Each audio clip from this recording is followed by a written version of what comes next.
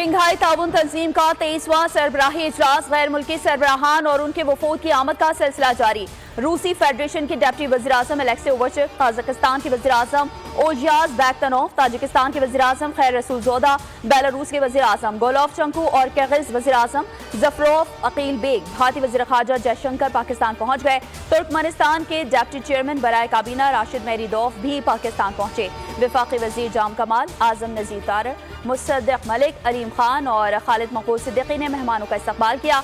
रूसी वज़ीर आज़म आज रात गए इस्लामाबाद पहुंचेंगे।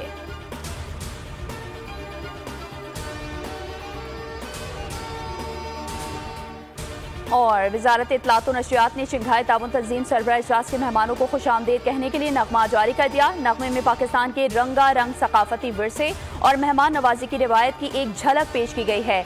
नगमा पाकिस्तान के नामवर गुलकार उमैर जसवाल ने गुनगुनाया है।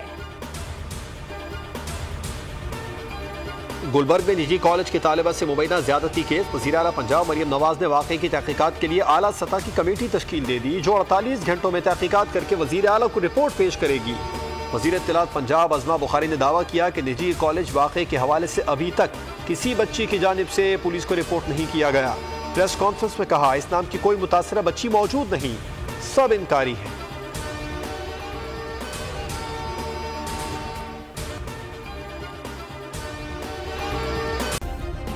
सब्सक्राइब करें और बेल दबाएं ताकि कोई खबर रह न जाए।